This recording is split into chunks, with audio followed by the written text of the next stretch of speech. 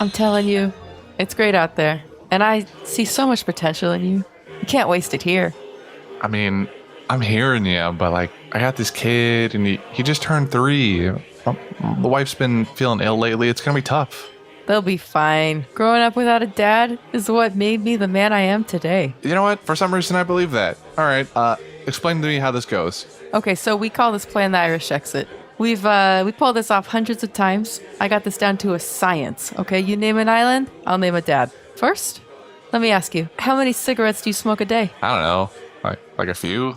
Those are rookie numbers. I'm gonna need you to pump those up to about 12 packs a day. By the way, are you a milk guy? No. Doesn't matter. You don't need to be, okay? I'm gonna need you to buy a milk jug, dump about 3/4 of it. Then one morning, you open up that fridge and shout very loudly, this. What? Actually, wait a minute. Let me find the sheet. Okay, take this. Here you go. Oh, thank you. Oh, damn. We're almost out of milk. Hey, honey, I need to head down to the store real quick. Yeah, just like that.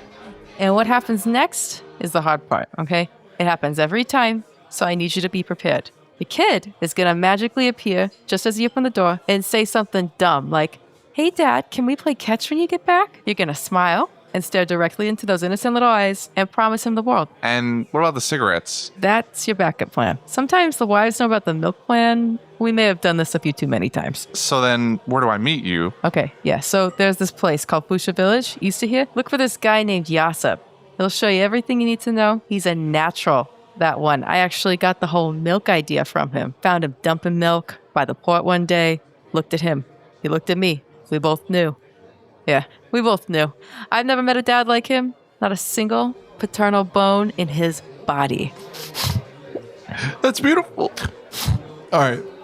All right, I'm in. But what do I tell people who like ask me why I left? Oh, that's on the other side of the sheet. Look, flip it over. Oh, okay. It was sad to say goodbye, but there was no other choice. There was but one reason. The pirate flag was calling me.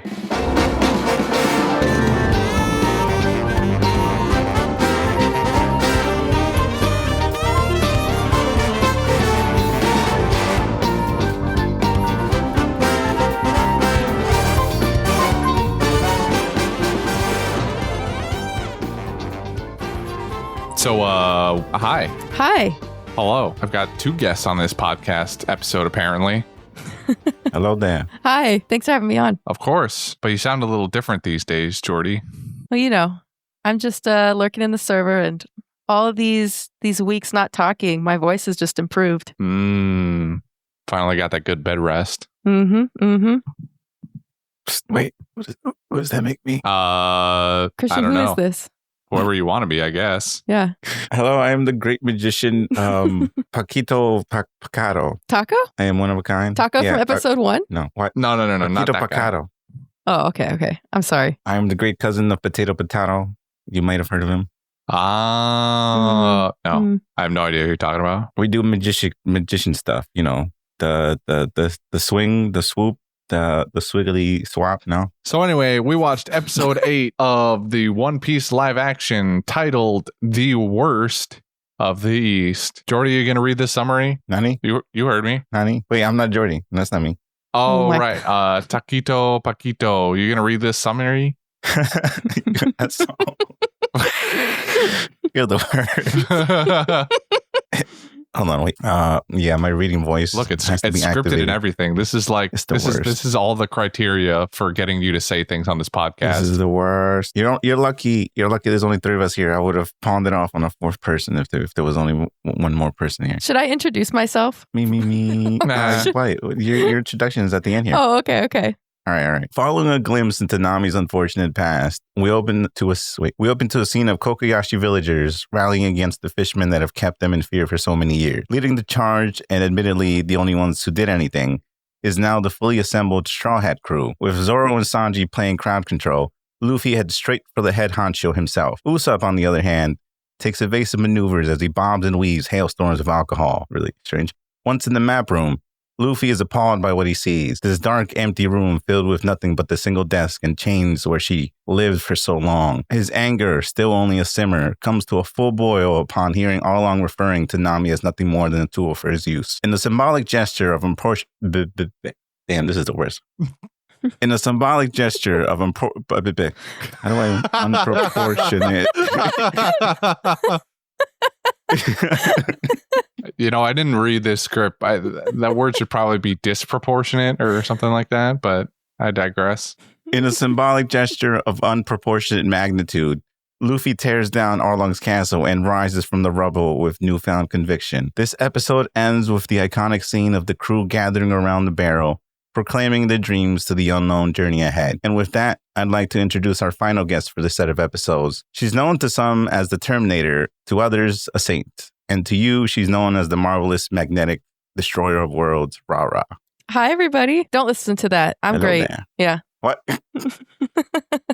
You want to tell people who you are? Hi, my name is Rara Bear. That's my username. I'm just a member of the Discord. Anything else I should say? I don't have any platforms. I am just like a regular person.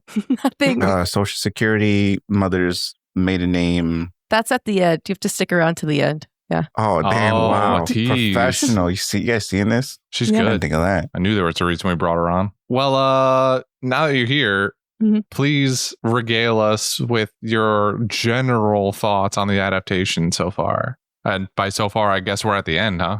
Yeah. Well, first, I want you to rest assured that I haven't watched past this episode. I know the other guests did. Oh, I thank didn't. God. Yeah, I actually did my job. Okay, and didn't skip ahead.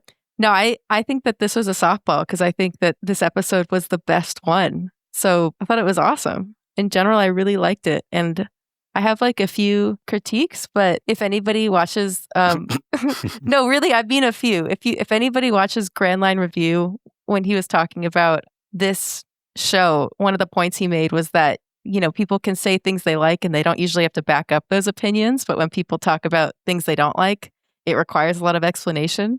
So while I have very few critiques, I'm sure there's going to be more airtime spent on those than the things I liked, because usually people just take what you like at face value. She's already psychologying on us. We've been live for like 10 minutes. Man, I was just speaking. Listen, you're not special. I was just, And everything you say just always sounds so profound sometimes. listen, I'm a great recruiter. I've been told. I know.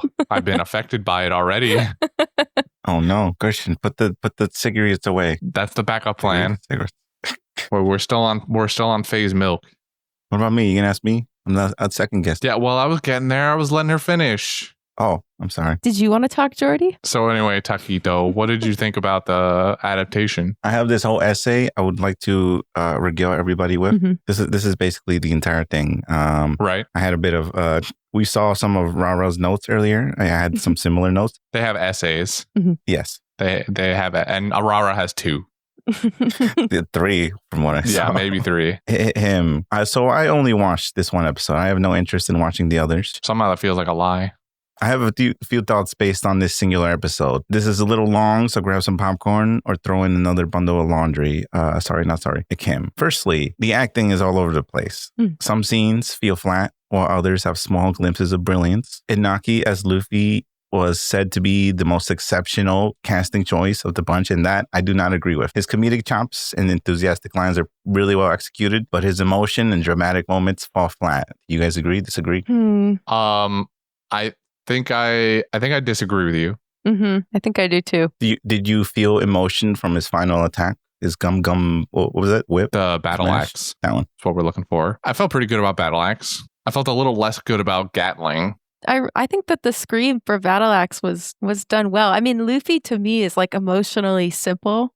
Not that he's not complex, but that his emotions are like very straightforward. So like if I saw that in real life, I would think somebody was being over the top. But I think that it felt really true to the character. I think a better example of what you're trying to pry at here is in last episode where he screams, "Of course I will," 3 times. I think that's a better example of his character lacking emotional impact, where it would have been better if they had let him stop at the first one, where it's nothing more than him just telling her with a very serious face, "Of course I will," instead of having him raise his voice 2 times as he progressively walks away from her. I think that's more what you're looking for. Damn, now I want to watch the last episode. Wait, no, I've already stated my claim. I can't back down now. Hey, it's okay. Yeah. Yeah. Who would have thought having more than one sample size would help evolve your opinion?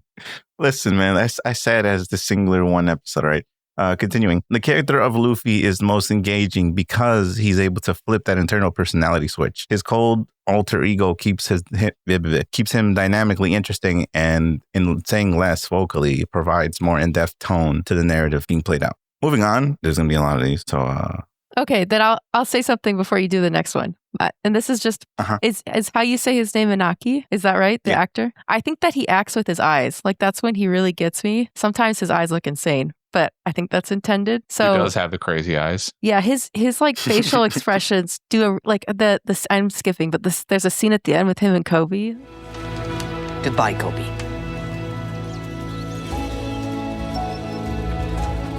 Be a good Marine. Be a good pirate.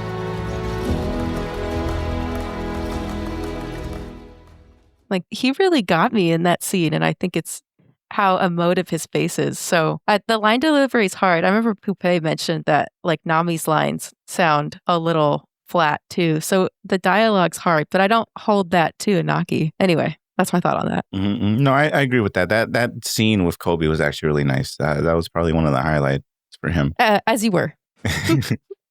Moving on to set design, the world itself feels lived in. Richard Bridgeland, the production designer, said that he knew how much of an undertaking it would be to create such a grand-scaled environment. You can tell from scene to scene that they not only brought these fictional settings to life, but also added small touches that we, the viewers, would never really think of. An example would be from an article that Nami's cabin had these tangerine pattern curtains, and the stained glass also had these little tangerine patterns on them as well. These little nods. You know, they were like, no one's really gonna notice this. But like for those that do, wink, wink. Mm-hmm. Amazing. Next, the wardrobe. You guys enjoy the way the characters look? Sometimes. Sometimes. What does that mean? I think there are times when they do it fairly well, and I think there are other times, like people have said in the past, that it just kind of looks like cosplay. Like it looks like they just walked off a convention floor and onto the set. And this feels like the most natural point for me to mention this. And by the way, I had to listen to all of the previous episodes before this to make sure nobody had said this yet. Luffy's wearing like Velcro bowling shoes. Why? I don't know. It just bothers. I guess I've never noticed. Oh my God, look at his shoes. What are those? That's what I want to say. Anyway. Damn. Costume designer Diana Cilliers describes the process as one of the most challenging and exciting projects of their career. She was challenged. In an article from... Continue. Yes, it was. In an article from The Art of Costume, Diana talks about how difficult it was bringing those simplistic Oda designs to life. And not only did they have to create them, but also age them to give them a well-worn feel and look. They even had an entire meeting about Luffy's buttons on his vest, and like a lot of debates over how big they should be. I'm thinking they needed a few more meetings over what Garp's fucking hat looked like.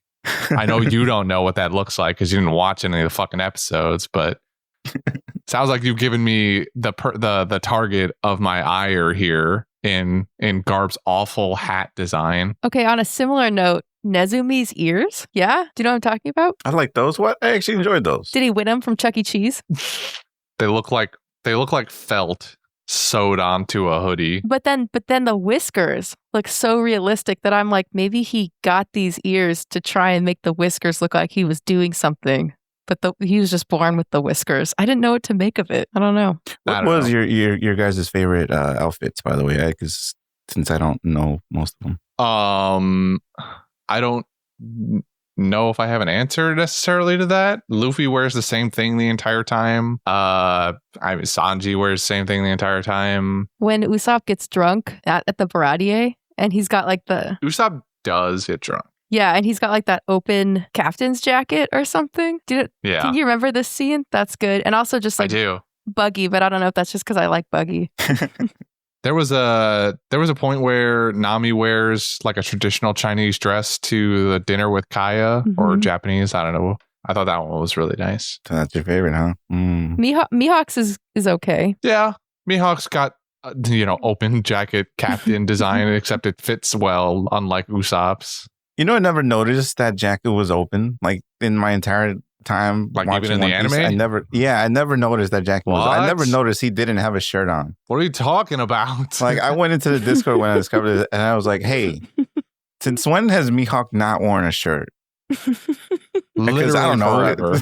dude. Like anytime I look at Mihawk, I just look at the eyes. Anything else is just like it's gone from my peripheral I vision. see. You got more important things to look at. I understand.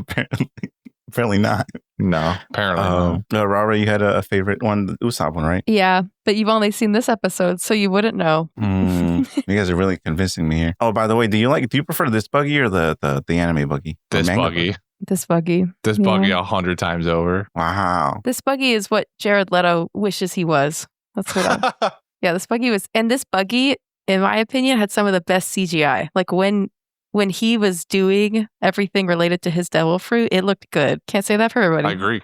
But yeah, it looked good. The like 2 seconds I saw of it, it was actually nice. Yeah. Even him in these episodes, I guess he has a little bit more of a part to play in episode 7 than this one. But yeah, when he's just a head in a bag, great. Comedy gold. God of War, you know? Yeah, God of War vibes, exactly. Except a little less smart. I did not expect to hear Buggy in this episode. I was like, wait, who's in that little bag? And I was like, who is Buggy? Oh crap, they're changing things from the story, because I didn't know they were like taking story liberties. Oh yeah, you know, changing things up and down. Oh yeah, what a ride for you! I don't mind. Actually, the Garp being here, I was like, whoa. Oh man. How'd you feel about him already having revealed Luffy as his grandson? How'd that feel? That was that was actually very underwhelming. I can imagine. I was like, just kind of dropped. Yeah, it just kind of happened. Right. It's also not. It's not the episode where it's a big deal either. This is like 4 episodes deep now. This is old news. This is not the first time in the show where we've heard it. That's 4 episodes ago. Let me schedule in watching the rest. Imagine convincing the founder of the One Piece and a Lime to watch One Piece. I can't even. He doesn't even like One Piece. My sister asked if watching the One Piece show was going to be worth it. And I told her, yeah, probably. It's been good so far. Up to that point, we were on like episode 3. So, but she really doesn't like clowns. And somebody else gave her the heads up that Buggy existed. And at the time, because we were all on episode like 2 or 3, I went, oh, don't worry. He should only show up in episode 2. You should be fine for the rest of it. To my knowledge, she hasn't tried watching it yet. And I think I'm just going to leave it. I think I'm just going to let her find out that Buggy is a mainstay of the entire show. Wow. And we'll find out how that goes. What a loving brother. There was a few... there had to be some writers that were like, Buggy is a fan favorite. We have to have him on every single episode. I would not doubt that in the slightest. That sounds very, very much like a conversation they could have had. Very much. Thank you, Diana, for the costume designs, by the way. Next up, the camera work. Nicole Whitaker was the show's director of photography. She'd actually been familiar with the series because her son was a huge fan. When asked her in an interview, she said she had read like all of it, all the manga, all that stuff. And the interviewer was like, "Wow, you're an expert. You did all this research." And he was like, "That's not research. I'm just reading the manga." During the initial development of the show, they ran into a few issues of not finding a right lens that could be used for close-ups and anime-like sequences, I guess, as well as far shots. So she explained this to the company Vantage, and they said, hold my Nokia. And they created a whole new lens for this. Oh, really? They're called the MHX, or hybrid anamorphic lenses. For those wondering, anamorphic lenses are one of 2 popular lenses used in production. The other being a traditional spherical lens. The benefit of anamorphic is having the ability to play around with the aspect ratios. You get a cleaner image and other benefits. You can read more at red.com. It also transforms into animals. Sure. Animorphs. Yeah. Are you 2 sponsored? Did I miss something? I wish. Yeah, I wish. So basically, when I watched the episode, I noticed something was off. And as soon as I heard about that or read about that, I was like, oh, That's why, because you can tell when there's motion, the corners have like a slight distortion, and it just felt a little off. But now that I know, I sort of have an appreciation for it. A good person to follow if you're interested in more anime-like stuff is Christopher Clark Cohen, who's worked on films like Kingsman and Rogue One. He has a YouTube channel if you really want to. You know about him? No, but I know those 2 movies, and those movies are fantastic. So now he's fantastic. One of his popular videos is one from a while back. He created a My Hero Academia fight scene, like a live action one. And it was really well done. I highly suggest you check it out. And lastly, to end my ramblings here, the music, it's okay. Damn, Panda's going to have a word with you when she finds out about this. She was all about the music last week. I'm sure she loved it. I just personally, I actually listened to the music before anything else. And I couldn't find anything that really captivated my attention beyond, I think the Sanji and Zeph stuff was great. You didn't like their orchestral take on the first OP? We Are? No. It felt a little too unorganized. I don't know. That's not a good word for it. I just didn't. The melody, I couldn't capture it. Like that sound itself, it felt too chaotic. Like too many instruments going on. I suppose that's fair. You just wanted a solitary flute or something, just one single. Yeah. Did you know that the most popular song from Naruto is a sad flute? You know that? Yeah, I think everybody that watches that knows that, to be honest with you. That's what I'm saying. You only need one instrument. That's it. Speaking of Naruto, I had one Naruto-related comment. Okay, so I don't want to say it wrong, so you can say it for me. But Kasame's sword, like that is exactly what I was reminded of when Arlong walked in with that giant sword. Oh, the pointy thing? It's a little different, Toblerone? I guess. Like I know the name of the sword. I'll put it in the chat so you can say it, but I don't know how to say this correctly. It's Samehada. Yeah. It looked just like that. He looked like Kasame holding... Same hada. Yeah. I don't... No. Well, I mean, the vibe is the same. It's a shark man holding a big fuck-off sword. Yep. The swords themselves don't really look the same. They're spiky, you know? I see it. I see the vision. Yeah, suppose. Support me. Come on. Well, look, I'm just trying to be factually accurate. I don't want the Naruto fanboys to come after us. Oh my God, they can. You think they can take down the One Piece community? I bet you they put up a good fight. Their show's they would put up a good fight. Their show's over. Lose. They've got nothing left to live for. They've got this shitty Boruto or Naruto's kid adaptation. Mm-hmm. We have the Naruto refugees. Yeah. They're looking to spice up their life in any way they possibly can. They'll fight you to the death over this. Rara, which camp would you go on there if you had to pick a side there? Are there only 2, or is Justin standing in that little Bleach camp off to the left?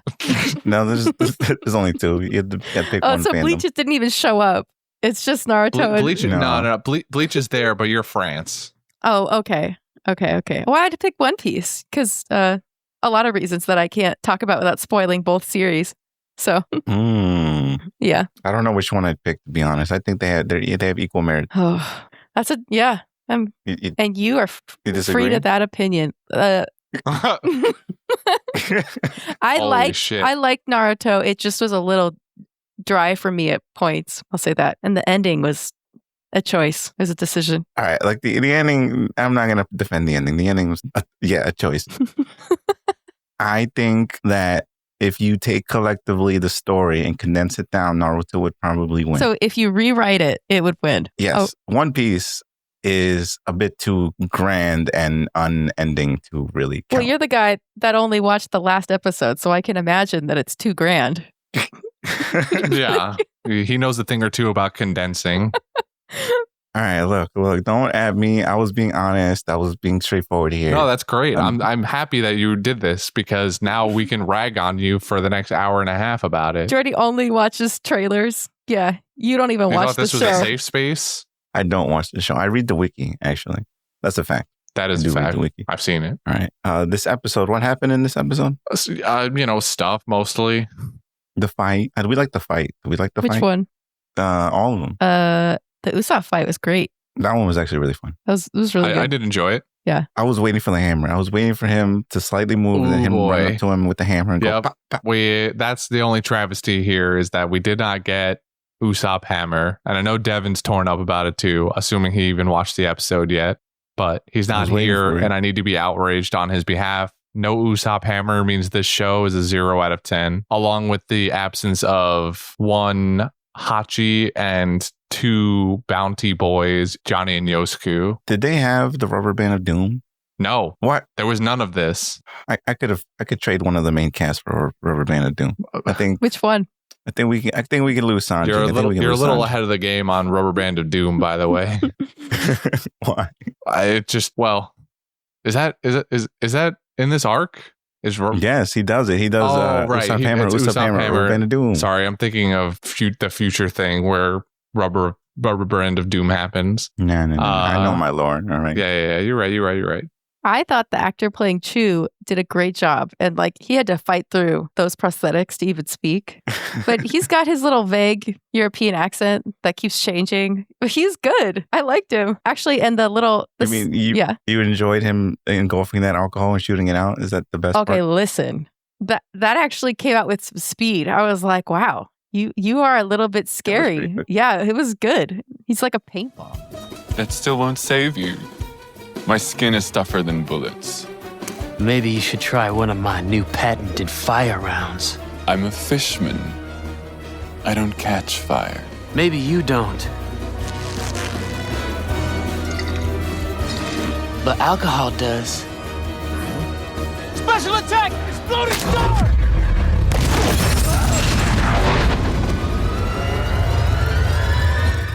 Yeah! Ha! Take that! The great Captain Usopp fails another notorious villain! And no one's around to see it. It's okay. Although it hit Usopp and it did no damage, so I'm guessing like why couldn't Usopp just tank those? Usopp is like the king did it of actually taking end up it. hitting him? Yeah. It did hit. He got hit once. Oh, right, when he tumbles down the hill. Yeah. It did nothing. It was like a actual paintball, paint pellet. Yeah, well, you know. You don't know. It's canon that Usopp like takes a beating, basically more than anybody else. I think Zoro would disagree with that. On a consistent basis, though. Sure. What about the other fights, like the Sanji and Zoro flirting stuff? I'm not gonna lie. Outside of Arlong versus Luffy, I wasn't super impressed across the board with the fights in this episode. They're relatively short in comparison to the source material, and there's really not a lot of substance to it between Zoro and Sanji double teaming a bunch of nobodies. Sanji, quote unquote, saves Zoro that one time, and that looked really weird where they just kind of like told the actor to, I forget his name offhand, Taz. They told Taz to like jump up in the air and do like the kick pose, and then in post they just took him and dragged him across the screen at a 90-degree angle to kick the fishmen. That was very weird. JPEG'd them over. They really did. That was extremely jarring. I'm not gonna they tried to make it more anime, and they just really needed to not do that. What was the other thing? Him fighting Kurabe, the other shark karate Is it Kurobe? guy. Yeah, continue. Sorry. I think it's Kurobe. Kurobe, whatever his name is. I just, there's nothing very inspiring there either. It's over in about 30 seconds. Hold on. Listen, you know what they shouldn't have done? Is they shouldn't have shown me that amazing special effects of him diving in the water. Because when he did that, I was like, oh, it was really good. Oh my God. And then it was only 5 seconds. And I was like, so that was like a quarter of the budget. Yeah. If you know what I missed is that one, weird that fishmen have such a tiny pool. But two, I wish there was more like fishmen karate. Did you notice that at the start of the like Zoro and Sanji fight, one of the fishmen they beat does the Wilhelm scream? It's like really quick. Where's Arlong? He's probably in the map room. And that's where we're going.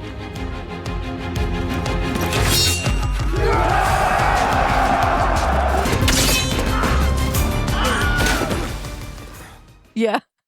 There have been multiple instances of the Wilhelm scream over the course of this show, to the fact where it happened in this episode, and I was like, all right, can we stop now? It was funny like the first or second time, but this is like at least the third time they've done it, and I'm like, all right, we get it. You licensed the Wilhelm scream. It's funny. Stop, please. Is it a thing where Zoro's actually killing these people? Like, there's blood coming out. Like, okay, what? I don't know. the first episode, Jordy, because you didn't watch it, Yes, Zoro yes. cuts a guy in half. What?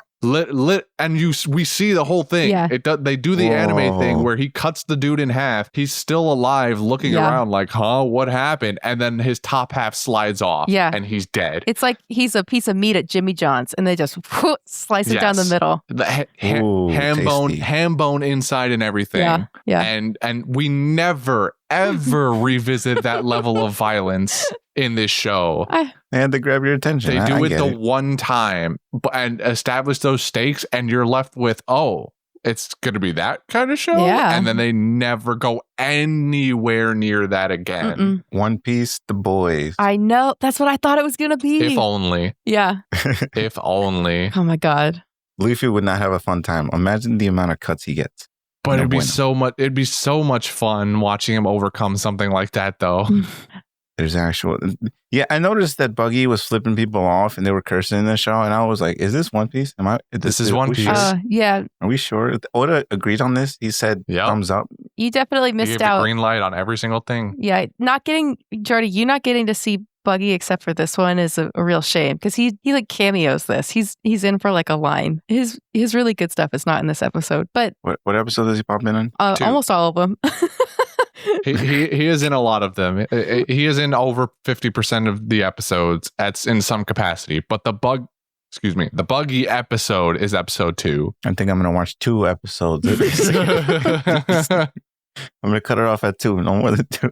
All right, I guess that's better than nothing, or better than 1 rather. I think I knew that they were Mhm. going to cut the like a Zoro having his own fight kind of thing, but I did miss getting to see Arlong's reaction to Zoro fighting in his condition. Like it wasn't necessary. I just missed it. There's You wanted to wow. a few things that are lost in these episodes. Mhm. I think I don't remember specifically, but I'm pretty sure I'm right. Nami never joins Luffy inside the building, right? Luffy just goes in there to fight Arlong, or ends up in there with Arlong. Correct. Right.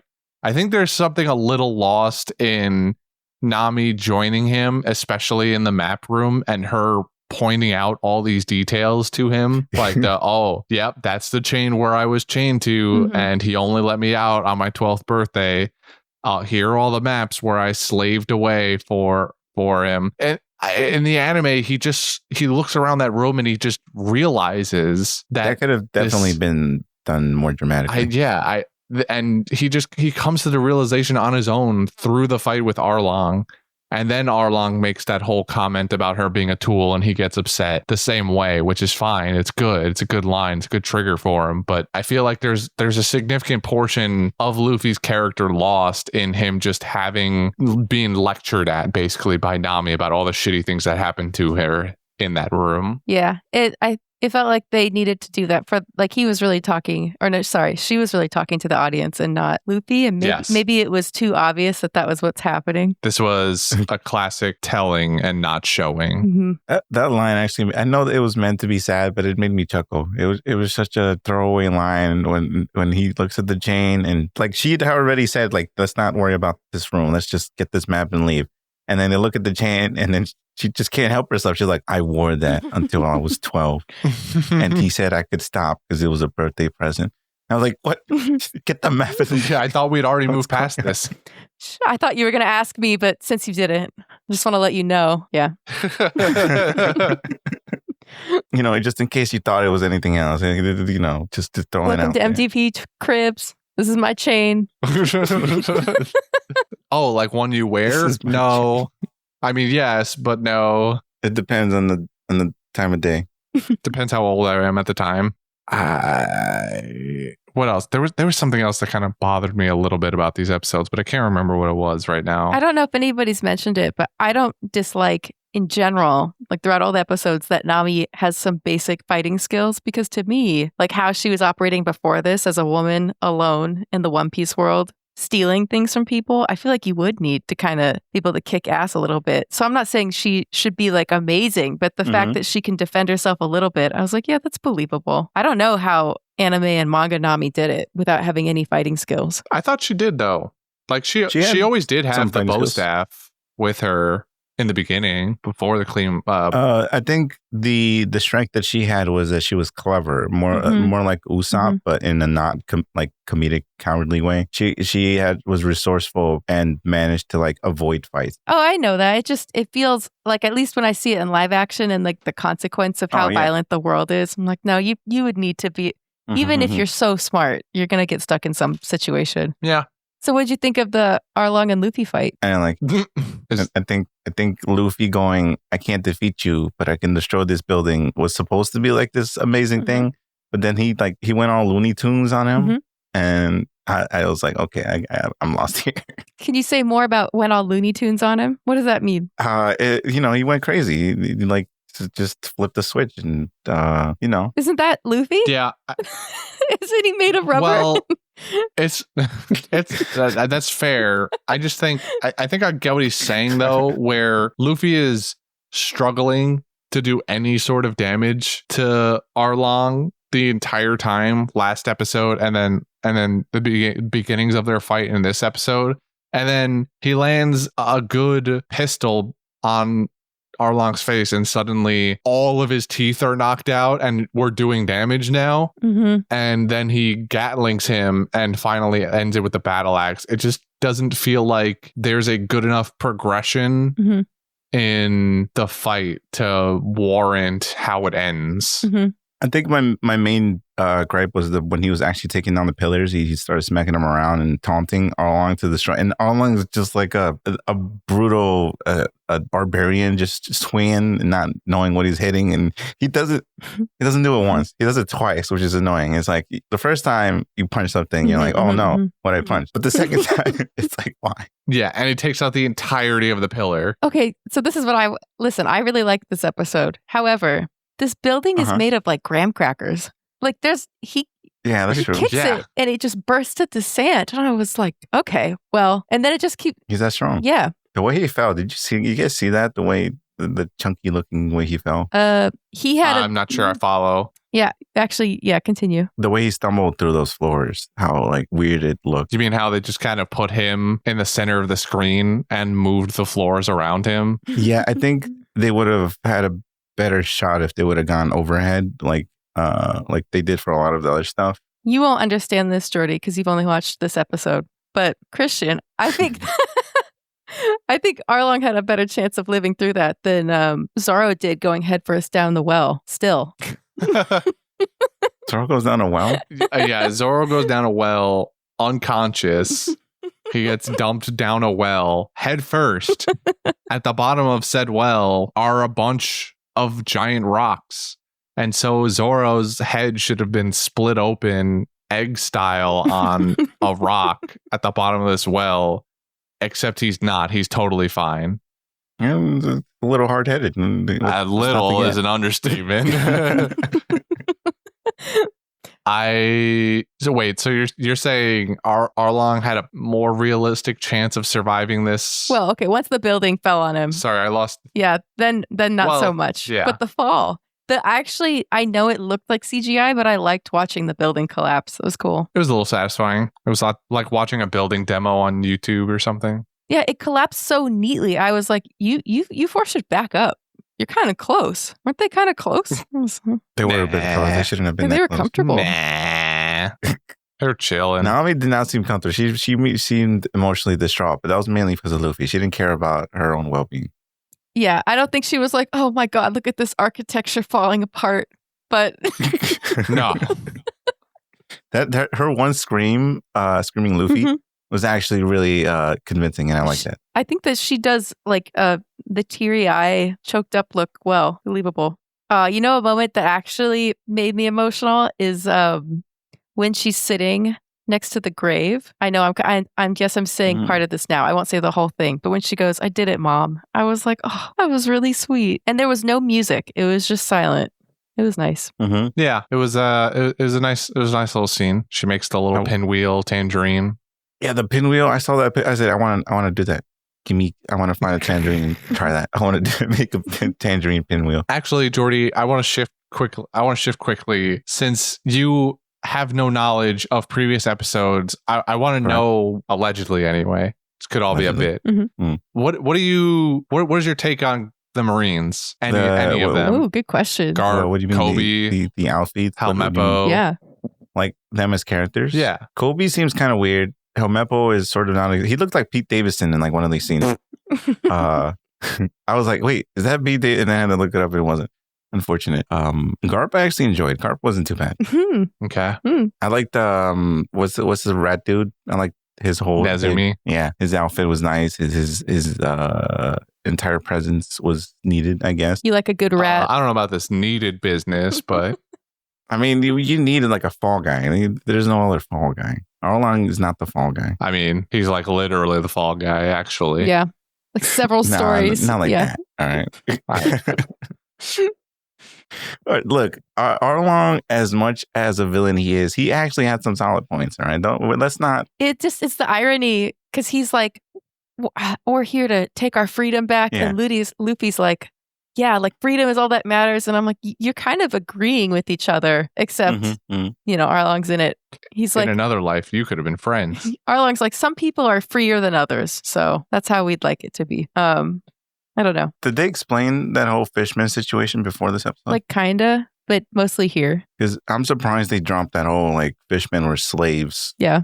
Arlong says that last episode also. I enjoy that they actually brought that up a lot quicker. Yeah. Because it does give Arlong a bit more of a reason to do what he's doing. Humans have ruled the seas for far too long. Looking down from their ivory towers built on the backs of fishmen. Your government fear my people. So, you forced us into slavery. No one should be forced into anything. Everyone should be free to live as they choose. Save your sympathies, boy. Our abuse and persecution end now. I will lead the fishmen as we mount a revolution for the ages. Your turn to know humiliation and pain. Haven't you done enough? I'm just getting started, darling. Did you notice that his accent would kind of fluctuate? Arlong's. There's a part where he goes, "I'm just getting started, darling," and it's like a Christopher Walken voice. It's really funny. He was really throwing them left and right, and I enjoyed it. I enjoyed his commitment to the bit. He was having a good time. I really did enjoy Arlong for this one. Marines. I think they're fine. The outfits, the what were the cadet outfits? I don't like those. Those are awful. Yeah, they seem too like childish outfits looking. Yeah, they seem not professional at all. No. Right. Everything else. They look like nice. mailmen in training or something. Some people might enjoy that. I do not. I'm not following any kind of flow, but I don't know if this was already said, but Nami's child actor was the best child actor. I mean, the competition wasn't hot, but she was good. And that scene at the very start where they're tattooing her, you didn't like her? Well, not that I didn't like her. I think she is easily one of the best ones. I really liked I really like Sanji's kid actor. Oh, okay. All right. Yeah, me too. I Shut up, him you. Too. The adults are speaking. Okay. Yeah. That's it. He did well as well. Usopp's child actor just didn't show up. He didn't know where he was. He didn't know it was a set. Yeah. Yeah. I was a little surprised at how bad the kids were in general. Was Usopp's actor, because that was like the one I keep saying it. That was one of the main highlights for the episode for me, was seeing Usopp's little Usopp with his mom was like really emotional. Yeah. I was like, whoa, where was all this emotion in the rest of the episode? Right. Sorry, go ahead. Oh, it was just that there was a lot of potential, but his child actor was just flat. Like he just sounded like he was reading lines. Yeah. Yeah. During that actual episode, not great. Probably bottom tier of all of them. All five of them. Don't rank the kids. They're just kids. Look, it's not their fault though. Like, not entirely their fault. That being said, you brought up this scene at the end though. I thought that was really nice, where they had the cut to each of their individual child self saying their dream. I thought that was a nice touch. Yeah, that was cute. It was. And what'd you think about what they showed us after that? Like once we pan out from the crew. Oh, do you want to ask Christian that question? Did you stop the episode at that point? Did you say I'm done? I rewinded it. I rewinded it several times. Okay, go on. It was my boy. It's him. He is him. I can't wait for the second season just for him. I got to see how good of a job they did at casting him. Yeah, no pressure for him. There's there's talks of multiple seasons, but Netflix doesn't have a good track record, so I wouldn't put your hopes up. I mean, I think actually in this case, like this got rated really highly. It made a lot of money. I would be really surprised if they didn't follow through. There have been other cases of that, and they still canceled them for whatever reason. So you can only wait with bated breath. That's unfortunately. Fair. And since Oda wants to have a hand in it, maybe that would also create an issue. It's true. Who knows? We'll just have to. We have to be happy for the time being, knowing that there is at least a season 2, and we can formulate where they're going to go or how far they're going to go based on that, I suppose. I think given enough time, they will develop a better understanding of the characters and the action and all that stuff. Like you could see small glimpses of what they're, because this is the beginning, so they're going to have some rough edges. I do think that if they continue this, it is going to develop into something really good. I hope they can lean into those character interactions a lot more now that we've established the main crew. So I hope we can get more of those fun, quirky moments that most people enjoy out of the beginning of One Piece, because a lot of them have been nixed. Like a lot of them have been cut from the show so far just to establish the kind of more serious world that they want to develop for this One Piece version. And I feel like the biggest example of that is probably Nami and Zoro. I don't know which one's worse in my opinion, because Nami and Zoro they're the same character. There's really no difference between these two characters other than one uses swords and one's a woman. I think Nami's got a little more flavor than Zoro. Zoro is really flat. Like even... Yes. Yeah. No, sorry. Please continue. It just, even when the building collapsed and he smiled, I was like, oh, wow. Like you do that. And I know he did it in previous episodes. The second time you smiled the entire show. Yeah. You smiled. It's just, I don't know. He's just given us nothing. And I guess Zoro is worse. The banter between Zoro and Sanji, if you look very closely, you do see some smiles there. And that is where I think people will. I think you're digging in the ship. I think you're baiting here. I'm not digging. I think you are. Listen, dude. I was like, what is going on here? There were some winks. There was some smiles. I think you're crazy. I think you're imagining things. I am not. I went into that One Piece spoilers chat and I asked around. I was like, does anybody else notice this? Of course, you can't go to our Discord and ask that question. You're getting the most biased response. This won't hold up in scientific court. This is not unbiased peer review. I just need a control group. That's all I need. You picked the most biased control group. No. This is the other one. All right, I need a separate control. You started a new Discord server without us. Typical. And he only invited the Zosan stands. He's got families all around the internet. Jeez, I'm just saying, if you go and rewatch those things, you'll see it. The only one doing it would be Sanji. There's no reciprocation at a Zoro. I can guarantee Zoro you. Zoro does a little smirk. Does a little his lip moves a little upward. I'll agree with you during the dinner scene where they're serving. Yes. That's the only when they're doing the fight. You get none of it during that quip. So you see it as well. Do you also see it? Okay, I can cede the one instance of them going back and forth over the dinner when Sanji's serving. Other than that, you got nothing out of me. You're imagining things if you see anything else. Ooh, back for seconds. Must have liked it. It was okay. That plate says different. Gotta keep my strength up, even with your cooking. It's the least you can do, considering I saved your ass from those fishmen. What? I saved your ass. How do you figure? You don't even get your hands dirty. He said I don't need 3 swords to prove I'm a man. Like, what are we debating at this point? Just signs of life? You just said his lip twitched. Like, he's got a... Yes. Are we still talking about acting? Or just, like, having a pulse? I don't know. It was purposeful. I feel like it was. Okay. I think you're crazy.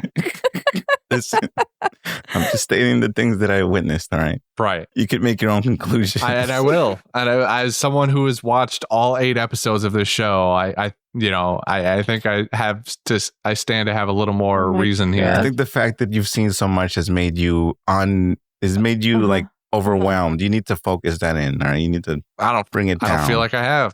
I think my having only seen 1 episode, that allows me the opportunity to only see the small little things. I think you're looking at in a more general sense because you don't have the nuances of the characters down.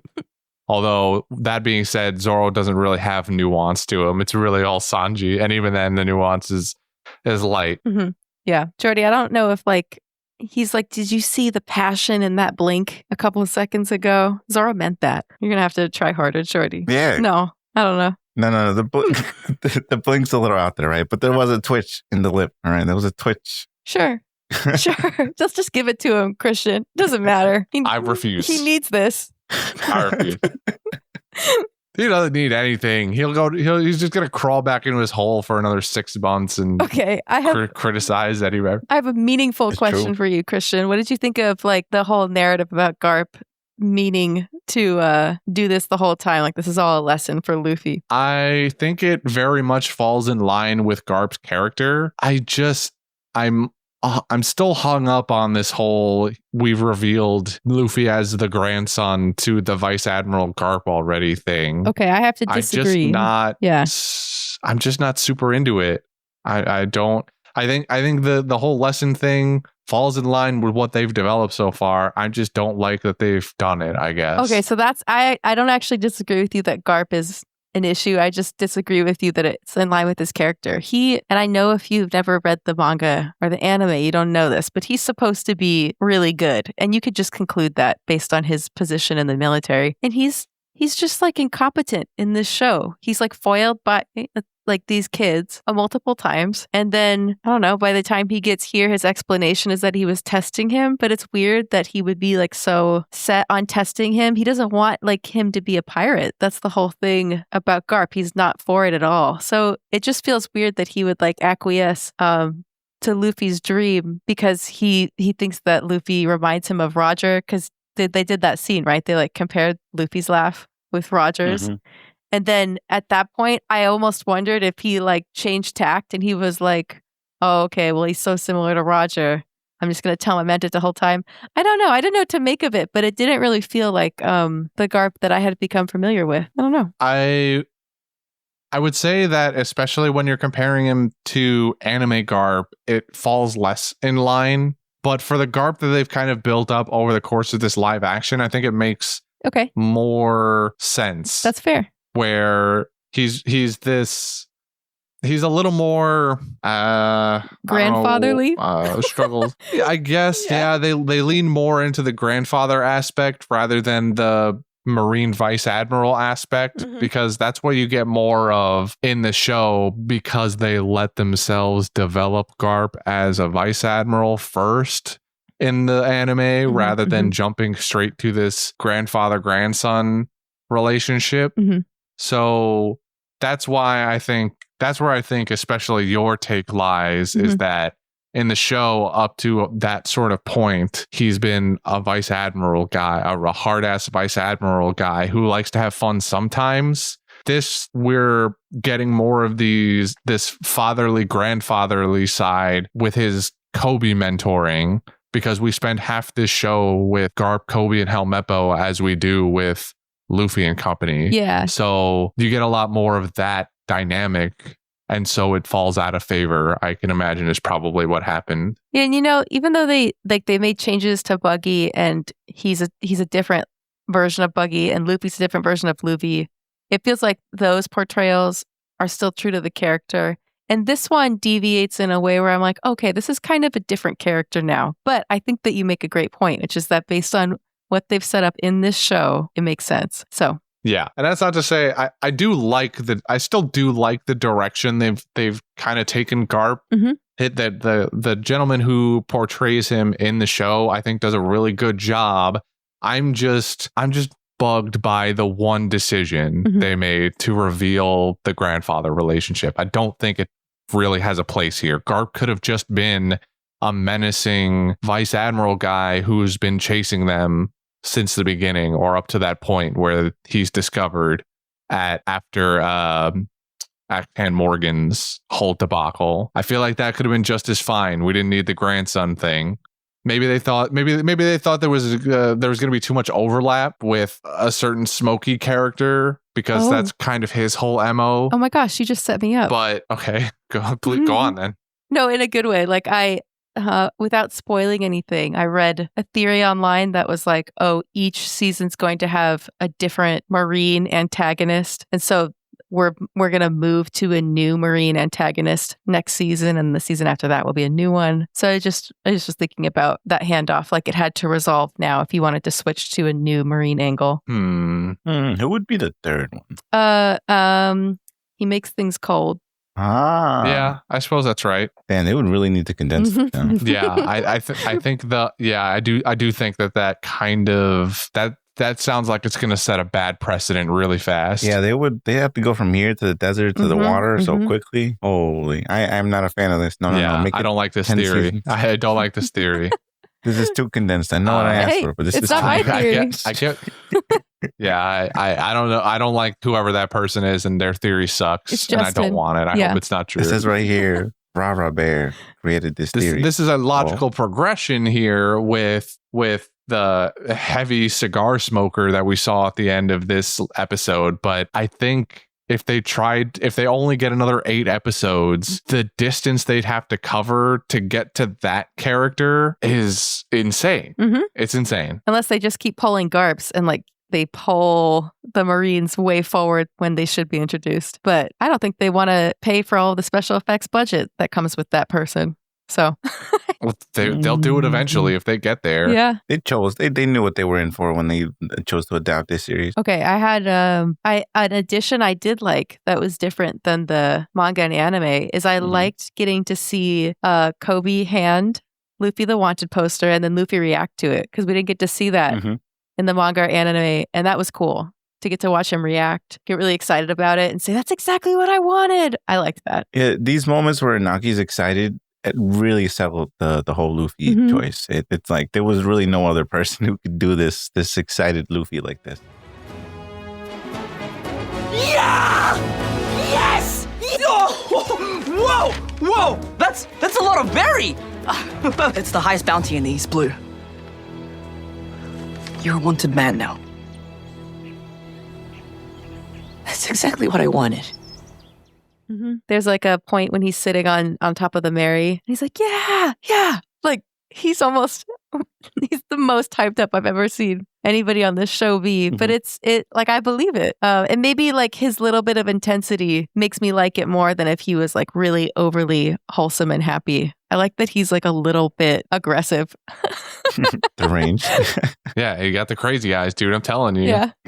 He does. Got those big bug eyes. You judging people, Christian? No, I'm just stating facts. His eyes are huge. And he can make them wider with those facial expressions Rara was talking about earlier. I don't know. This might be like a weird niche question, but when they were doing that montage of people reacting to Luffy's wanted poster, did you have a favorite reaction? I guess there's kind of a low-hanging fruit here depending on who you are, but is there one that's particularly stood out to you or that you enjoyed the most? I don't care about mine. I care about her so little I forgot her name. Majiko? Is that right? Oh, the bar owner from his village. Doesn't matter to me. Like, also, if you look at that scene, there's a neon sign behind her that just says party. And it doesn't look like it's from like a pirate world. It looks like they got it from like your local bar. Anyway, that was funny. Where would there be neon signs? Wait a minute. Where'd they get neon from? I don't know. Shakes is her supplier. That's a lot of technology.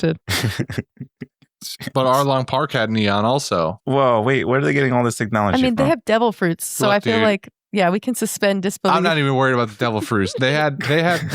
Oh, this is something you don't know about, Jordy, because you didn't watch all the fucking episode. They have snail buds, Jordy. Yeah, I've heard. Snail buds. I've heard. They were so funny. When Nami pulled out the snail bud for the first time, I died. It was great. Internally, right? Yeah. Mentally? Physically, spiritually, emotionally, the whole 9 yards. It was great. So yeah, after that, What episode was that? That's a good question, actually. I don't know that I could pinpoint the exact episode. Maybe 2? If it was 2, then I'm no longer watching 2 episodes of this series. What? Oh, You would forsake Buggy just because you don't want to see snail buds? Yes. Fool. Okay. just so you know, the snail chats, the full size ones are much creepier than the little baby ones. So I saw pictures of those, and I didn't think they're fine. I think anyone who doesn't like them is a hater. do you like the human? Out there, I'll say it. Do you like the human child teeth that they all have? I wouldn't say that I like them, but it's not off-putting enough for me to be like, yeah, screw those things. He's not gonna be doing comedy skits in front of them. If they were real, would you get one as a pet? That's a good question. Would I get a Gary? I think I would. I think I'd get a Gary. Yeah, I think I'd get a Gary. Yeah, I mean Well, no, let me not say that. But we never answered the question about who our favorite one was. So there was her, there was Buggy, there's Alvida, there was Shanks. Was there somebody else? So my favorite one was Zeph getting the poster and putting it up on some notice board that's in the Baratier. But not only that, Luffy is the employee of the month at Baratier. He puts it right underneath an employee of the month sign. And I thought that was great. I thought that was hilarious. He was employed. It's true. He was employed, and he probably took Sanji probably never got employee of the month. He probably took Patty's spot or something like that. Probably had to pull a Patty poster off of there and slapped on Luffy's $30 million bounty. That's good. Actually, I'm going to steal your answer because I was just going to say Buggy on principle, but I like your reasoning better. There was also Kaya. I don't remember if you mentioned that else either, but Kaya notices Usopp immediately in the background of the poster. I think Brendan cares about Kaya, and that's it. So I think I'm gonna go with Shank. That's fair. That was cool too. That was the low hanging fruit I expect out of most people. Yeah. I mean, it was the most engaging one. The other That's ones true. just sort of look at the posters and go like, "Oh, that's nice." This one, the Shanks is like, "Whoa, I'm hungover, but I can party." But let's do it again, baby. Run it back. I'm right here, Shanks. Oh, I also noticed that Shanks looks like Ryan Gosling. I said Shanks could be a Ken. Shanks, Shanks could be a Ken. Shanks can 100% be a Ken. Yeah, Shanks could be a Ken. You know who I wouldn't want to turn up with is Mihawk. He's not a good definitely. You don't want him there. He's not a good time at all. Although he gets down. He accepts that he's gonna have a drink with Shanks. You want those cold hawk eyes looking at you as you drink. Jordy certainly would. It's true. Listen, all right, don't the last time Looking at you over the rim of the glass. Oh my gosh. Write the fanfic. It writes itself at this point. They're good eyes. What can I say? I can't. All right. Yeah, I feel like we covered it. We probably are missing something, but we got through all my notes. That was all I had to say about it. All 16 pages. Listen, I'm surprised. 40 pages? No, I'm just kidding. It was 3 pages, and they were different bullet points, and I knew I wasn't going to say all of them. So there you go. Which one's your favorite one that you didn't say? I literally only have one left, and it says, this episode was actually the second time they play a bit of We Are. The first time was when they set sail on the Going Merry in episode 4. And now I've said them all. I missed that. Here we go. We're done. Pack it up. Wait. We got a few other things to do, Jordy. You got to stick around a little longer. There's stuff. Yes, there's many things. But first, we're going to start with, and we've kind of delved into it a little bit here and there, but quotes. Mm-hmm. I have a lot. I'm willing to bet Jordy has none. So, how many do you have, Christian? I've got 3 or 4. Okay, let me say 3 off the rip, and then you go. Sure. So the first is Nezumi to Kobe. Says, how dare you accuse me? I'm a Marine captain. Garp, I'm a vice admiral. That was good. Just a little flex. There is a new crew in these parts, led by a ruthless killer, a pirate in a straw hat. He's the one responsible for this brutal attack. What? No, Cadets. that's not possible. Are you calling me a liar, boy? Saying Luffy would never do anything like that. How dare you accuse me? I am a Marine captain. And I'm a vice admiral. So let's move past the grandstanding, shall we? Mm-hmm. And And then another one is Zoro says, "You just got here. You don't know what Luffy needs." And Sanji says, "I know he needs my cooking." And Zoro says, "Putting 2 slices of bread together?" And Buggy says, "Someone's feeling threatened." It was good. I realized that if I say too many, I might snipe you. So now you should go. When Buggy gets his body back and Zoro and Sanji are looking at him expectantly to help them with their fight, Buggy retorts with, "Sorry, kiddos, I'd love to make things right, but it's time to exit stage left." Yes! Yes! Oh, so much better than I even remembered. Hey, so, I'm gonna get out of here. Hey! Sorry, kiddos. I'd love to make things right, but it's time to exit stage left. Fucking clown. Effing clown. It's amazing. Yeah, I like the little wordplay there. At the end in the Shanks scene, when he gets they're going back and forth, him and Mihawk, because Mihawk says something about sword fighting, and basically that Shanks is like half a man at that point, and Shanks responds with, "I could still take you, and with one arm tied behind my back." and then the whole crew just starts giggling because he can't even get through the whole joke. And they're all still drunk and hungover. I thought that was hilarious. That was great. Last one, more serious note, when Luffy emerges from the rubble and looks Nami in the face, he proclaims loudly and proudly, "Nami, you are our friend."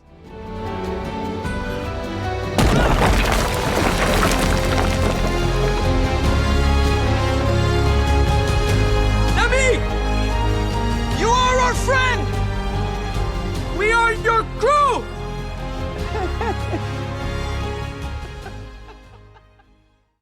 And we are your crew. Just a banger line. Really nice. He's very straightforward. I have Usopp saying, "Hey, neck flaps, where are you going?" That was good.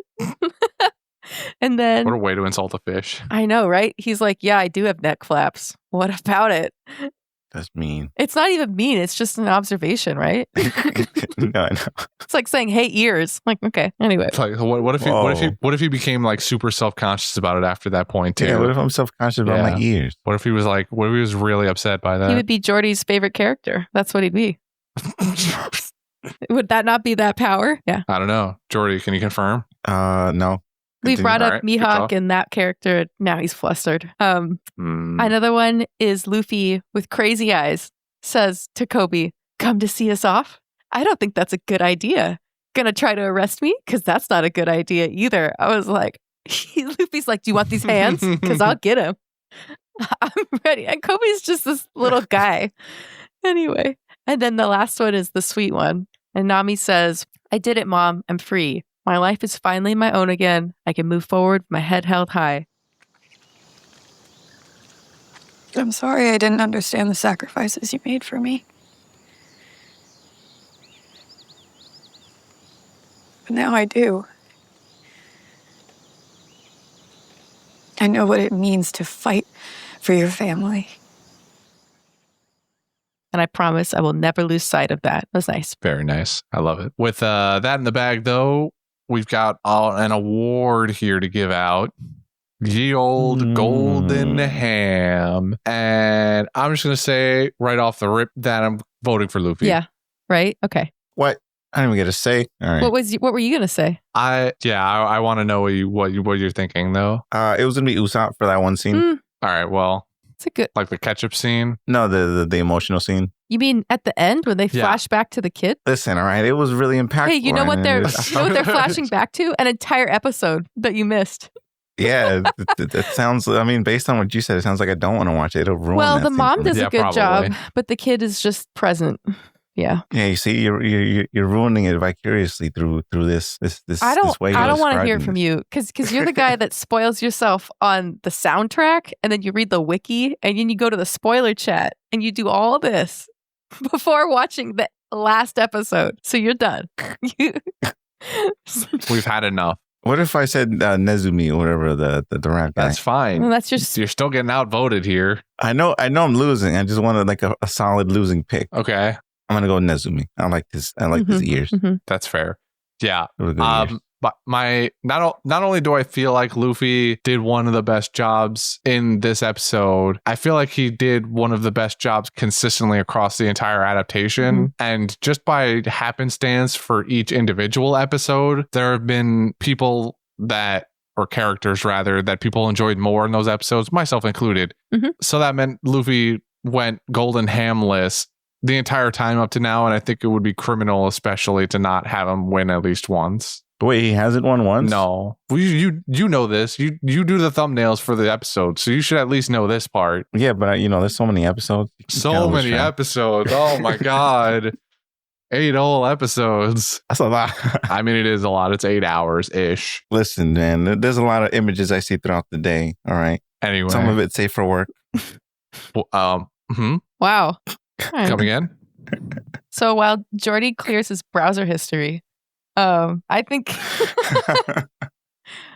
that oh yeah, that's right. One of my other favorite series that also features a male protagonist is that I don't remember where I read it, but somebody said like, it's the hardest job because you have to be very consistent and convince people of that role, or else nobody else can play off of you. Like if you don't sell it, then the whole thing falls apart.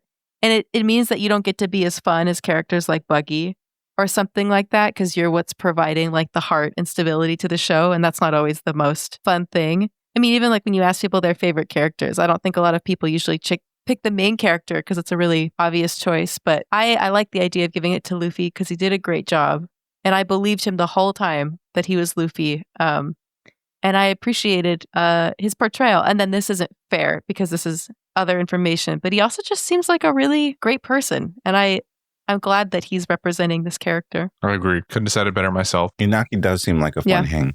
Yeah. The whole cast kind of does seem that way, though. Like Jacob them as seems normal fun too. people. Jacob is, I forgot his last name. He's who plays Usopp. Is that Usopp? I have the cast list. Jacob Romero. He seems fun too. Him telling the story of his victory was a really fun time. Yeah. That was a good moment. But I knew I couldn't give up the fight. Not with the fate of Cocoa Village at stake. So I pulled my trusty slingshot. And I fired on him till my fingers bled. And I didn't stop until I single-handedly defeated Arlong and his deadly crew.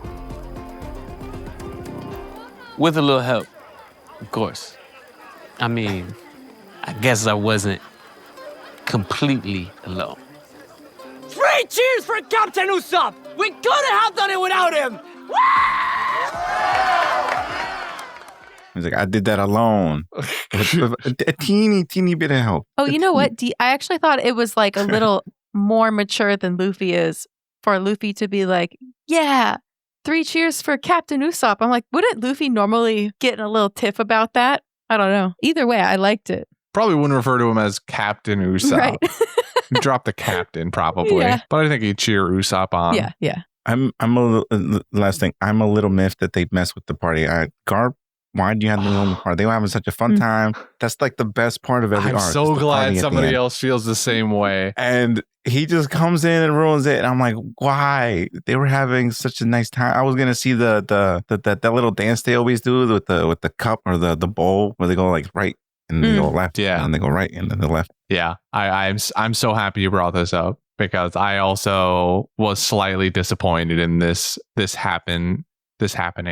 That sounds like the kind of critique where you're like, if they really pulled you in the story that you're disappointed, which feels like a different kind of critique than them doing something poorly, if that makes sense. Yeah. Yeah. The my fun came at the cost of them putting a neat little bow on the Garp Luffy thing, which is fine, I guess. I think I'd rather have had the extended party, but you can't win them all, I guess. Now give me 3-hour run of the party. This is why they needed an extra episode. I talked about last week that one more episode of Arlong Park arc, I think would have done this show some good. If you look at the time of the episode, the episode's like 50-ish minutes. They finished the entire Arlong fight in like minute 20. Yes. And I remember starting the episode and seeing the 50-minute timer on it, which is like a full 10 minutes shorter than every other episode, more or less. Yeah. And it's not even really 50 minutes either. There's like 5 minutes of credits there. Right. So it's 45 minutes of wrap up for this arc. They absolutely could have had one more episode, so 3 total in Arlong Park, or this, Cocoyashi Village saga. I think it would have worked wonders. I think it would have made it so much better, because there would have been more room for individual character development that happens on this island between either Nami, or more room for fights like for Zoro or Sanji, or the final fight. There's just so much more room for stuff to grow organically if they just had that extra like 50 minutes to an hour to play with. I agree with you. I was also really surprised at how quick it was. They lumped it all together in this one episode in like 20 minutes. He went from like, we hit the climax and the falling action, and then they like said, hey, we're all done. It was 25 minutes. It was really quick. And then they hit the closing actually kind of earlier than I thought. Like, they put their feet on the barrel, they do the thing, and then we see everybody's reactions, and there's still like 12 minutes left. I was like, wow, okay. So I think Christian's right. Maybe it was all of that CGI. They were like, we got to end this. We're going to be filming the next episode in my backyard if we don't end it now. It could have been a mix. It could have also been a mix of the deadline they had approaching them. Netflix was probably like, we have spent $10 billion on this show, and it has to be released right here, right now. And so, they had to make do. Well, with that all in mind, Rara, we're going to take this opportunity to ask you some quick questions to highlight just you as a person, outside of somewhat outside of your One Piece opinions. That's all I am. But with a sprinkling of it. Oh, okay. One Piece? Oh, that's I'm just kidding. So, along those lines, I'm going to start with, give me something that you are currently very interested in that's not One Piece or One Piece adjacent. Do you know that when you really generously offered to have me come and talk tonight, this is the question that for however many weeks has just like been plaguing me, and I'm like, what am I obsessed with? Like, I'm really telling you, like, multiple times a week, I'm like, I gotta have something. And I think that this counts. I'm sure the people that have seen this will be very upset that I didn't see this sooner, but I started watching Dororo, like 2 weeks ago. Dororo. Dororo. Oh, Dorohedoro, I think that one is. It's so good. I'm probably gonna finish it tomorrow. I've just been like moving through it. How do I explain it? It's like, it kind of reminds me of the brutality of Vinland Saga, but also like the art style of Samurai Champloo. And basically, like, this guy's dad makes a deal with demons for like his what's it called? Like, land, his country to be prosperous. The demons get to take different things from the sun. And so the sun has to fight to get those things back. It's really good. It's only 26 episodes, I think. Did you watch the old one or the remake, or the other remake? Whichever one's How many times on did they do Amazon this? Prime. Yeah. Probably the new one. Yeah, there was an original one a while back. Is it better? It's up for debate, but no, I'm going to say no, because I usually prefer more modern stuff. I really like this. I would definitely recommend this to anybody, unless you were like aversive to any kind of violence. Then don't do it. But then you probably wouldn't be here. Yeah, Zoro cut a dude in half in the first episode. Yeah. Like, I don't know how you make it past that. Yeah, if you're a fan of Crab Guillotine, watch this show. Oh God, where I can only dream. Anybody who's talked about that show has mentioned how amazing it is. I, though, have like you said, the gore does not, or at least violence does not interest me. Yeah, it's not like incredibly gory, but it's violent in like almost like a real way, which I know is funny because the show has demons in it. But the way they portray war, you're like, yeah, this feels very raw. So if you don't like that kind of depression, don't. Don't invest, but it's good. Well, with that one under our belts, having given so many opinions already about the state of One Piece, Tell me something you would change that Oda would have to do if you came to him with it. This is another question I thought about for a long time because I know my answer. I could say my answer so easily, but I would spoil even you, Christian. So I really hope that this is like enough, and also that nobody gets mad at me for saying this because this is not a spoiler. I'm just going to say one word. I'm getting ready. Okay. And the word is amnesia. Amnesia? And that's it. Oh. Yeah, and I put the tone behind it, like amnesia. That's all I'm going to say. Like, you're not really sure if it's really amnesia or is this like a amnesia? Really? Like a why amnesia? You don't have to answer this. I'm just kind of thinking out loud based off the way you said it. It's not a spoiler. It's I'm interested. I think it works both ways. Okay. It's not something that you'll realize until you'll connect the dots one day and be like, oh, that's what she meant. But I'm not in any way giving. She, huh? Yeah, aka me. Oh, okay. All right. Good cover. A likely story. Yeah, Could. All right. I see you. You'll get it in hindsight. It technically is a she. And you know why you'll get it? Because you'll be so freaking annoyed. You'll be like, oh, you know what? Oh, that. Yep. I'm just gonna erase this part of my memory. Like amnesia. So that it's truly a surprise. Like Amnesia, the hit video game.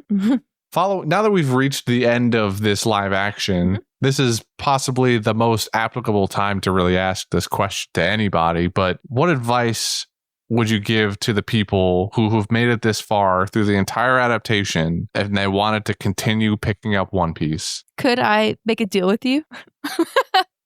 I don't like where this is going. I already have my answer. I promise I won't change it. But you've been asking everybody this question. I want to hear what you think. What would I think? Yeah. How would you answer the question? I don't know. I feel like my advice would be that if you like this, you might not like actual One Piece that much, especially in the beginning, because this feels, I don't want to say radically different, but different enough that the tones don't feel nearly the same. So if you really enjoyed this One Piece for the darker aspects or the more seriousness that the characters sort of exude, then you might struggle through the first major arcs of actual anime One Piece. Episodes.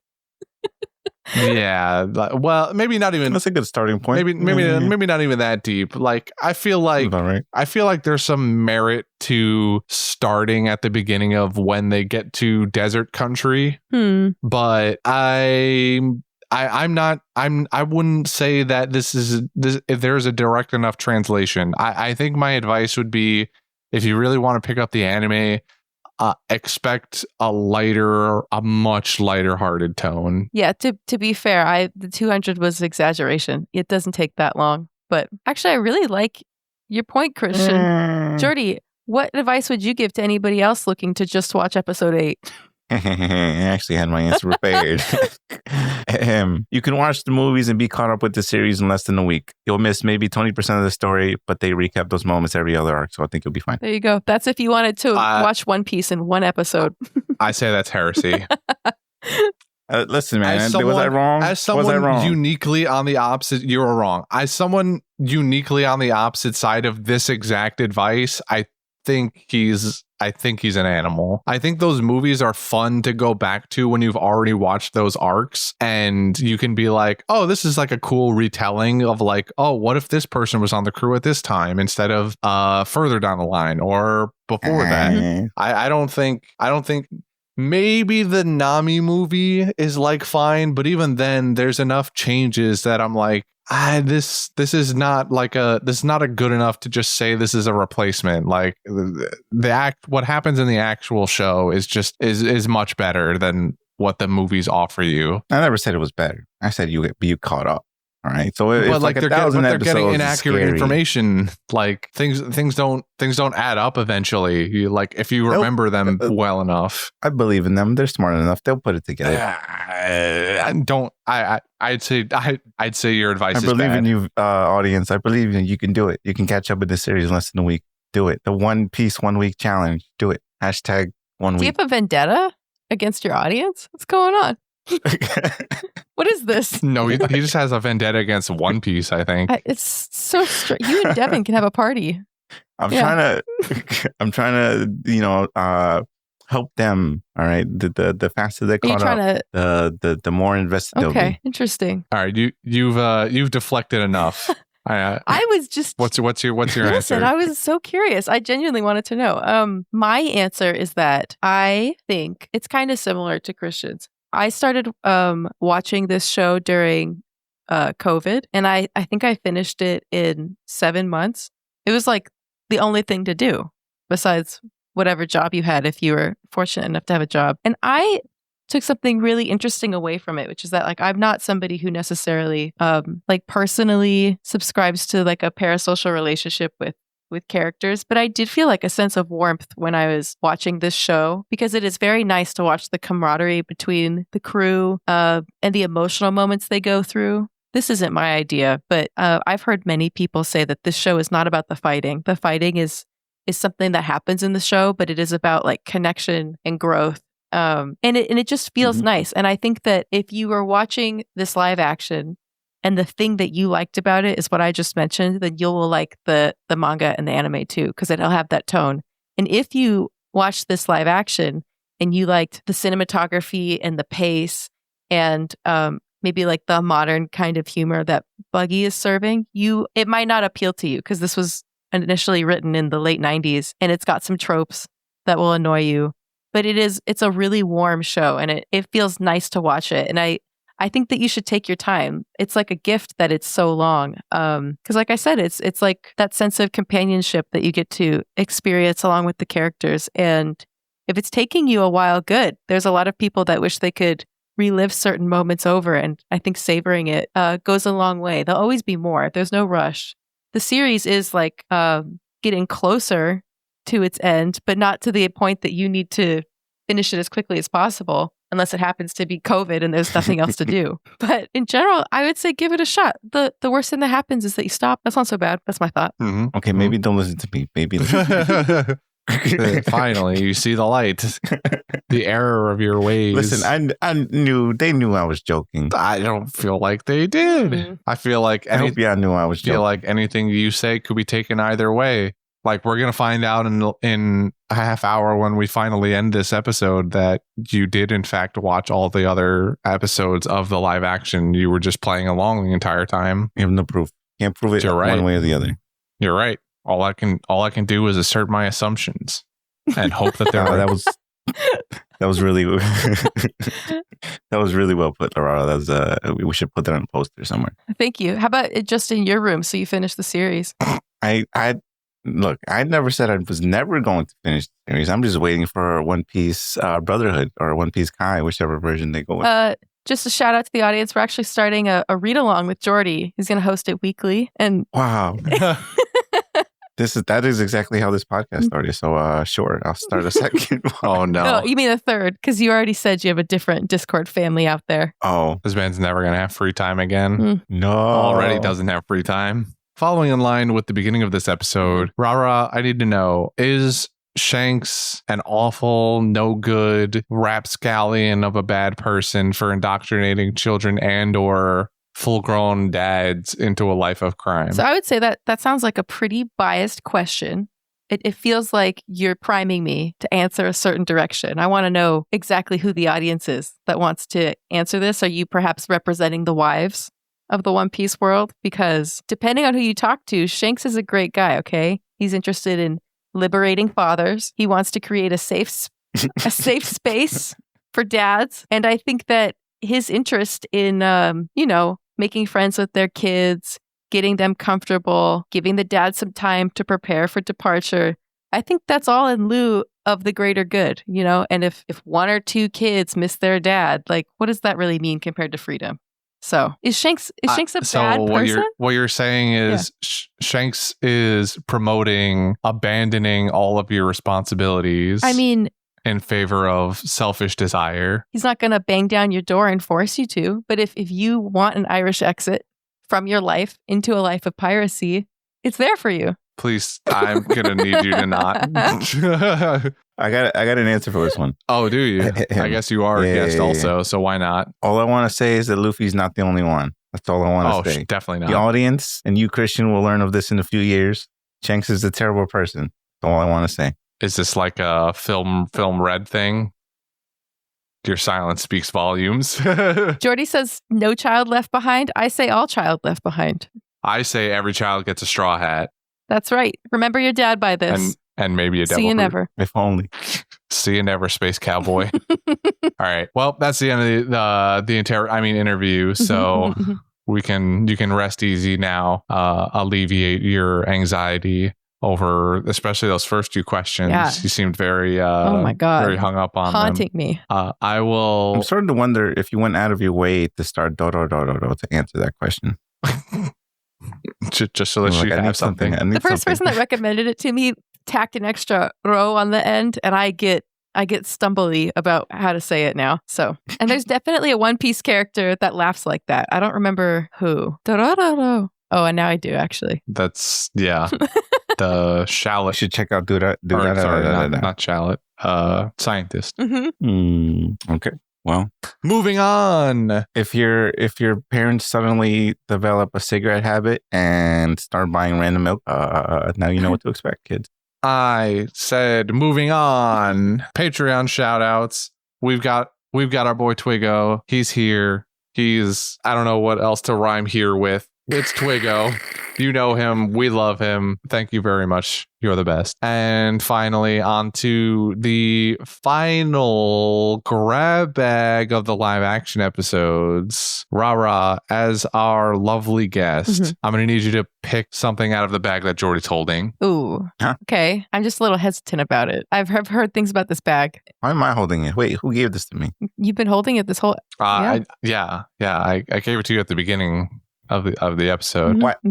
You've been clutching it rather vehemently, actually. Your knuckles are white. Who did this to me? I mean, I did. I just said I'm the one who gave it to you, so... It kind of smells like Buggy. Was Buggy's head in here? You know, I wasn't gonna let that slip on the episode, but yeah, we managed to find a contact within the live action crew, and he was able to hook us up with the burlap sack that Buggy's head was in, yeah.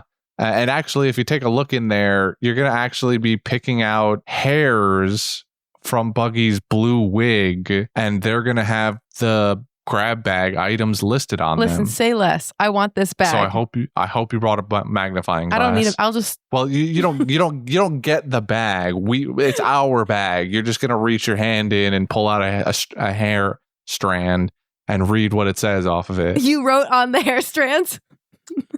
Yeah. I went through a lot of trouble for this too. So if you could just really appreciate the fine details. Oh my God. Sounds like standard. You're like protocol. one of those people that like paint grains of rice. What? This is a talent. Yeah. It's amazing. I don't get along with the rice painters. Please don't mention them again. You're putting him out of business with your hair painting? Yeah. Okay. I hope you brought your electron microscope. Buggy smells like roses. He smells great. I'm reaching around. Wow, this bag feels way cleaner than what I was told the other bags feel like. It's too bad for Justin. R.I.P. Okay, I pulled out Miss Valentine. Nice. We haven't done one of these in a long time, I feel like. So what are we thinking here? I've got 3 nominees. For those that don't know, Miss Valentine is the opposite of Golden Ham. It is, in fact, the worst hated character of the episode. Indeed. The worst hated character? Is that like a double? Yeah, that's like a double negative. So like the worst hated would be like the most liked. Worst liked person. Yeah. The best hated The most person. hated. That one. Yeah, that. English is hard. You have three nominations, Yeah. Rara? Christian, I thought I could put these in the chat and let you read them. Oh, okay. What? Okay, so this is really funny because I'm in a little bit of the same boat here with your choices. So Rara's choices are the wig department, the hat department, and the prop sword department.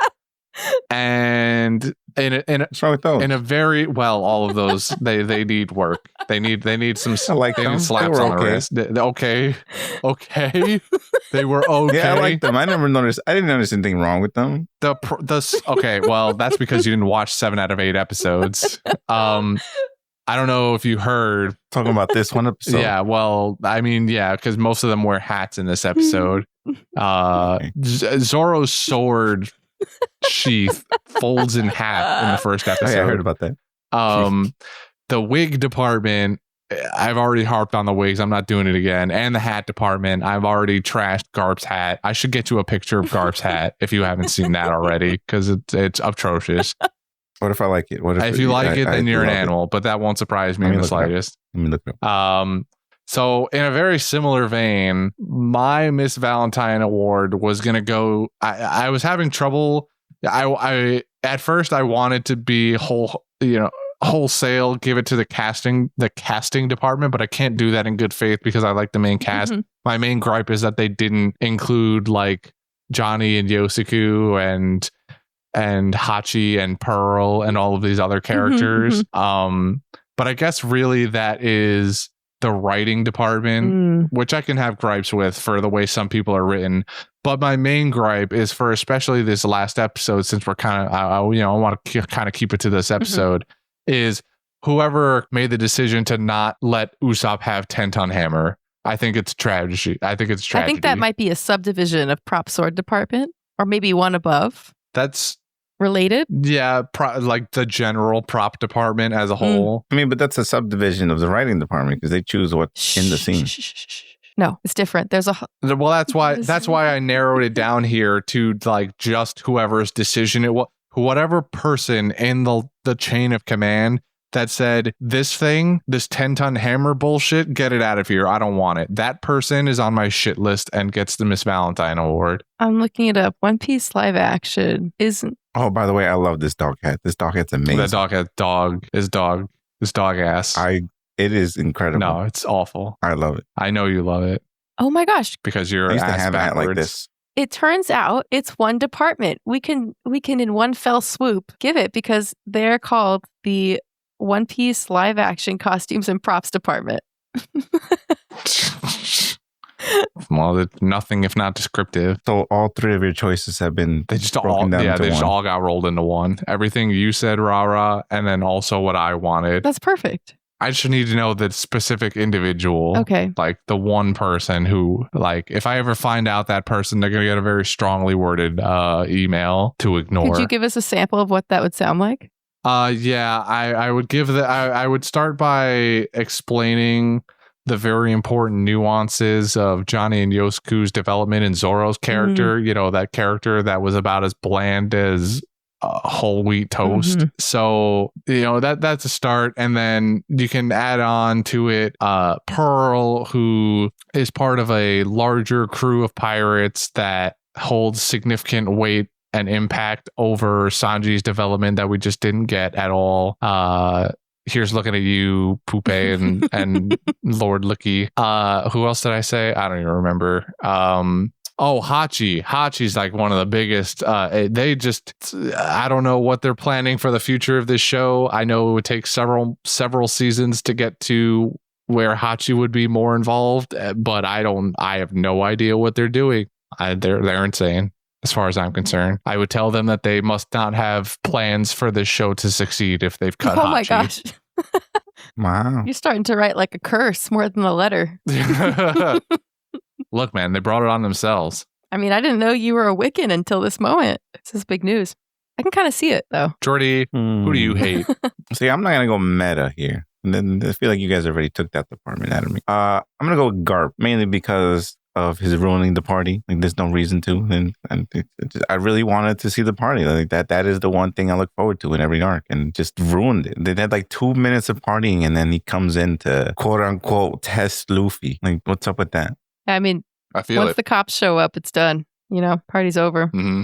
I mean, they could party too, but he chose not to. So yeah, I've seen cops party. They really did show up just to kind of like say, hey, somebody made a noise complaint. If you pay me like in a 6-pack, I'll leave. but also the vibe is totally ruined for the rest of the night anyway. So good luck with that. Someone made a noise complaint. It's too quiet in here. Is that Jordy? Have you seen Cobb's Party on the Job? Oh, wow. Maybe. This is a movie called Superbad. That's a documentary, right? Yeah, I was going to say citing a fictional piece of work as fact. Listen, I'm saying that there have been cops that may or may not have partied. Paul Blart, for one. No. He's the mall cop. Yeah. Paul Blart. Besides Garb, don't really know who else I would hate in these episodes. Everybody did a decent job. No one really butchered their stuff. I'm inclined to agree. Everyone, like in previous episodes, I'm pretty sure there were like heavy offenders. Yes, but this one seemed pretty. I do even apologize for forgetting his name. What is the name of the guy that wears the pinwheel in the village? Oh, that's that guy, pinwheel Scarface guy. Okay, he was like, "We're gonna take him on ourselves," and I was like, "You will get rocked." And then I think maybe Nami goes, "It'll be a massacre," and I was like, "It will. That would be. I can't. That was wild that he volunteered that whole village of like 80% women and children. There weren't a lot of men there. I just want to put that out there. But yeah, that was a crazy move on his end. I'm not saying it was bad acting. I was just like, wow. Oh, there's a reason there was no men. There's Shanks was recruiting. That's what I'm saying. Yep. Look at that. And then they did nothing. Like they weren't even in the. No, they fight. are convinced very easily to not go. Oh, okay. Well, if you insist. They're like the one friend who gets insulted when you don't invite them to things, but then when you invite them, they go, "Yeah, I can't come." And you're like, "Why did I bother inviting you?" It was like, I just wanted to know I was being thought of. Yeah. I just wanted to be invited for the sake of being invited. I don't actually want to go. That's them. That's all the villagers. I thought it was more like at a party when you offer to do the dishes, but you don't want to do the dishes. And you're like, please say no. Don't tell me I have, don't make me actually help you clean up. Yeah. And then they say, "No, I'm fine." And you go, "Okay, great, bye." And then you just dart you can't off. Irish exit after that. You go, "Are you sure? All right, well, I'm here." And then you make your... You're too polite. Either do it or don't. There's no like... Yeah, no. The best line I ever heard is like, if you want to help somebody, just start. I'm not saying I personally employ this tactic. You knew about this tactic. Listen, I don't ask for permission. I just start doing the dishes. So that's the other end. That's how you get back, You get invited back to the cop party. Just kidding. Oh. The mall cop party. I would go to a mall cop party. I don't know about a cop party. I wonder. Definitely not a cop party. Mall cops? They might know how to get down. First of all, they get discounts. They get deals. Do I know how to get down? Oh, you're having the party at the mall. Yeah, they have segues. So that's another thing. It sounds like a song, Party at the Mall. It does sound good. Best I got is Party in the USA. Party at the Mall could be a parody version of Party. Hold on, let me write this down. Stay tuned. God, that'll go over great. We definitely followed through on the last parody song idea we had. Malls are definitely still relevant. That all had a big audience. People want that. Yep. But they love malls. Malls are filling up every day. Every year they increase in population. Where did you just make up stats? Pretty sure he did. Don't let them fool you, kids. The dog hat is fire. This is the greatest thing. And if you're disappointed to hear that information, imagine how we feel.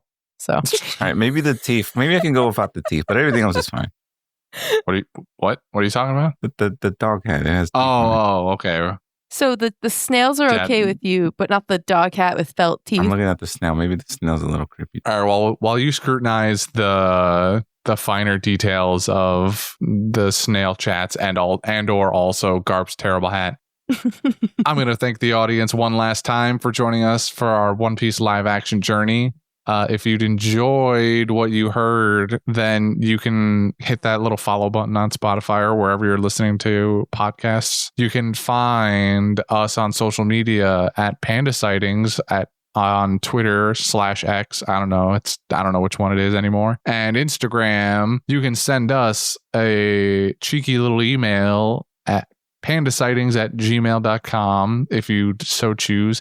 If you want to be a baller like Twiggo, you can join us on our Patreon. That's Panda Sightings as well. And if you would like to converse more with Rara and anybody else you listened to over the last 8 weeks, join us on this podcast. You can join our Discord. The link for that is somewhere in the description and also on our social media platforms. It's in the link tree of all our social. Of everything.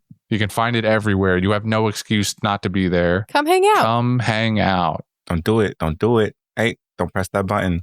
Don't do it. You'll regret it. You'll never leave. It's true. Unless you're that one guy who left and then you guilt tripped them. So. But that's it. We did it. We're done. Bye. I'm gonna find the old blue.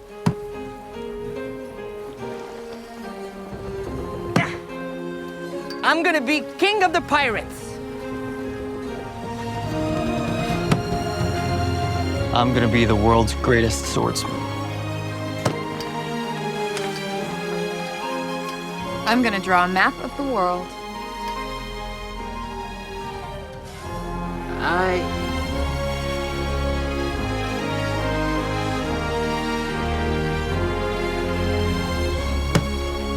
I'm gonna become a brave warrior of the sea! Is this it, crew? The Grand Line. Nothing's gonna stand in our way! Yeah!